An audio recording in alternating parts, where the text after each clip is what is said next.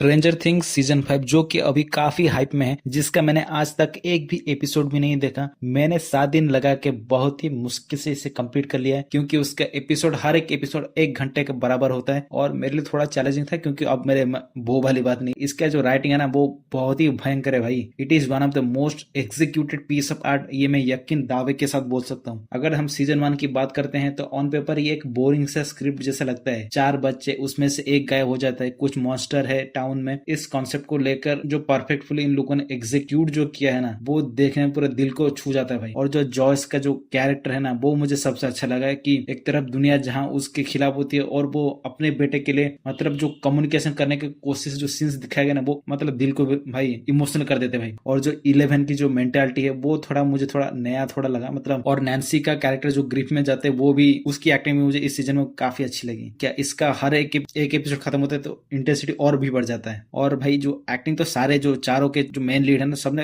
तबाही वाली एक्टिंग की है भाई। लगता नहीं कोई कैरेक्टर प्ले कर रहे हैं। नो वंडर भाई पहला सीजन ही इतना तगड़ा है। आई कैन इमेजिन 2016 में जो लोग इसको देखे हो ना, इतना ऐसे चढ़ा के क्यों रखते थे। अगर हम सीजन 2 की बात करें तो ये एक अच्छा फॉलोअप करने की कोशिश करती है, लेकिन इसमें से कुछ चीजें होती है जो ठीक है, आई मीन इतना खास भी कुछ नहीं, लेकिन मैं सीजन 1 के नीचे ही रखूंगा। लेकिन मुझे जो चीज पसंद है वो है मैक्स और बिली का इंट्रोडक्शन और 11 का जो एंट्री जो लास्ट में होता है ना, लेकिन उससे भी थोड़ा सा ये थोड़ा प्रेडिक्टेबल नहीं था। और माइंड स्लेयर भी एज ए थ्रेट काफी अच्छा था पिछले सीजन के कंपेयर में, और ये उससे भी ज्यादा डेंजरस फील होता है बिकॉज जो डेमोगोर्गन था वो थोड़ा वन डायमेंशनल टाइप का था। और इसका जो स्नोबॉल वाली एंडिंग है ना, वो जो सीजन 1 से टीज किया जाता है, वो एकदम दिल खुश कर देता है। और डस्टिन और स्टीव हैरिंगटन का जो ब्रोमांस है यहाँ से डेवलप किया गया था। जो किंग स्टीव का जो असली कैरेक्टर आर्क होता है ना भाई, यहाँ से सब चालू होता है। और जो डस्टिन भी उससे बहुत लौंडियाबाजी भी सीखता है। और स्टीव के सीन्स यहाँ पे कुछ इंप्रेसिव है, क्योंकि पिछला सीजन में वो कुछ खास इंपैक्ट नहीं था, बस एक साइड कैरेक्टर जैसा फील हो रहा था। इसमें वो प्रॉपर बेबी सिटिंग करते हुए दिखाया गया है, पूरा बेबी सिटर हो गया। साला चीजें हैं जो मुझे पसंद नहीं है।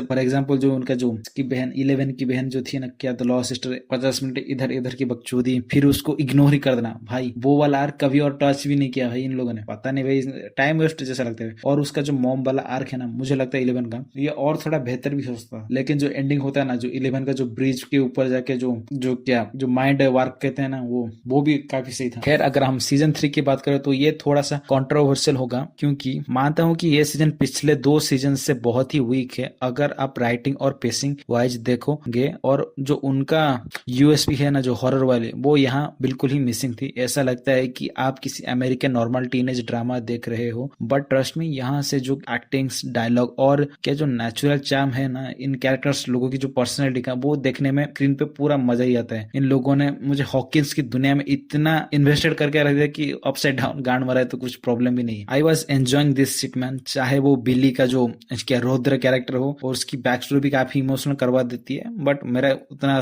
कनेक्शन होता नहीं है। और इसमें मैक्स और 11 का जो स्ट्रॉन्ग बॉन्ड है ना, वो एस्टेब्लिश किया जाता है, जो अगले सीजन में बहुत ही इंपॉर्टेंट है। लेकिन एंड तक आते आते ये एक टेम्पलेट सब लोगों ने नोटिस किया होगा कि सारे 3 लोग इसमें डिवाइड होंगे, बढ़ जाएंगे इधर उधर, और लास्ट के एपिसोड में एवेंजर्स बन के दुश्मन को हरा देंगे। टू बी ऑनेस्ट सोचने अगर बैठोगे तो जॉयस के परिवार के अलावा किसी और परिवार अपने मेंबर के साथ इतना इंटरेक्ट नहीं कर पाता। ये मैंने इस सीजन में देख के नोटिस किया भाई। अपने जो क्या व्हीलर परिवार है ना, वो थोड़ा सा इंटरेक्ट ही नहीं करती भाई। इधर उधर बच्चे चले जाते हैं, उसके पेरेंट्स अलग ही दुनिया में रहते हैं, और इस सीजन में तो भाई अलग ही जोन पे जा रहे थे। खैर सीजन 4 पे चले तो ये वही सीजन था जिसने स्ट्रेंजर थिंग को फिर से 2020 में फिर से रिवाइव किया था भाई। कमबैक हो तो ऐसा हो, सीरीज बहुत ही सीरियस हो जाती है, उससे तो कोई प्रॉब्लम नहीं। लेकिन यहाँ जो बच्चे जो बड़े हो गए हैं, अगर ये फिर से वही बच्चों वाली कॉमेडी करने लगे, थोड़ा सा ऑकवर्ड है, क्योंकि उन लोगों का जो फेस का जो स्ट्रक्चर है वो थोड़ा अलग ही हो गया भाई, मेच्योर हो गया to be honest. So I guess kinda ये थोड़ा progressive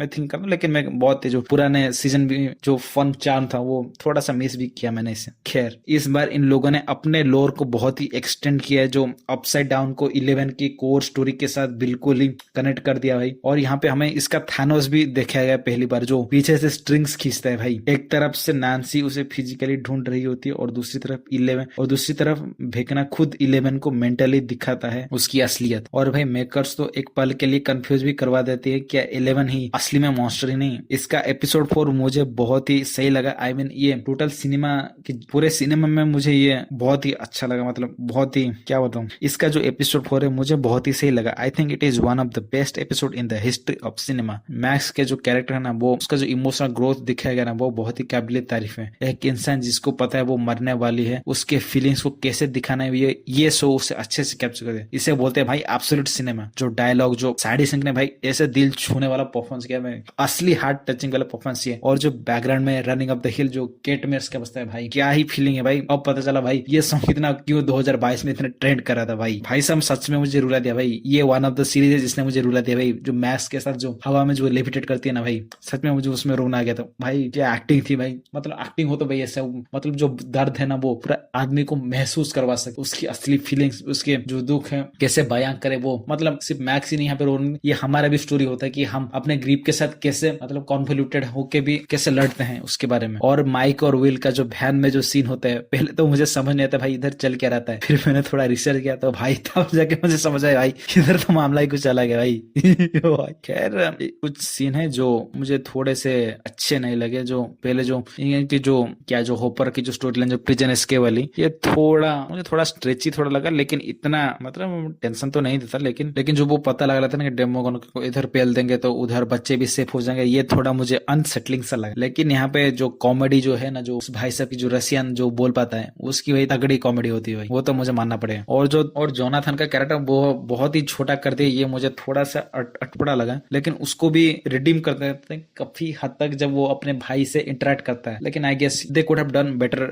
with Jonathan. I hope कि अगले सीजन 5 में वो हमें अच्छे से और उसे एक्सप्लोर करते हुए दिखा जाए। तो दैट्स इट। सीजन 5 के लिए मेरे एक्सपेक्टेशन काफी हाई हैं। I hope they could show क्या 11 को और स्ट्रॉन्गर दिखाएं, जोनाथन को और स्क्रीन टाइम दे, और विल और माइक का मतलब जो बॉन्डिंग है भाई वो अच्छे से थोड़ा कंक्लूड कीजिए भाई। और स्टीव को बचाओ भाई, #स्टीव हैरिंगटन कमेंट में लिख दो भाई। स्टीव मरना नहीं चाहिए भाई, Steve we need king Steve alive. खैर मुझे तो सिर्फ किंग स्टीव के ज्यादा मुझे सिर्फ लगता है ये विल मर सकता है भाई। पता नहीं क्यों मुझे अंदर से फीलिंग आ रही है विल या उसका जो दोस्त है, क्या उसका नाम जो मैक्स का बॉयफ्रेंड है ना, वो शायद मर सकता है, मुझे ऐसा लगता है। खैर आई होप। मरना तो सिर्फ भेकना को चाहिए भाई, अगर कोई मरना है तो भाई भेकना को मारो और कुछ नहीं चाहिए। लेकिन स्टेक्स बढ़ाने के लिए मैं समझ सकता हूँ भाई, ठीक है। So that's it. ये था मेरा ऑनेस्ट 7 दिन का स्ट्रेंजर थिंग्स का एक्सपीरियंस। आप बताओ आपका स्ट्रेंजर थिंग्स का एक्सपीरियंस कैसा था, और आपने कब स्ट्रेंजर थिंग्स पहली बार सुना था और देखा था। That's it. Goodbye audience, bye bye.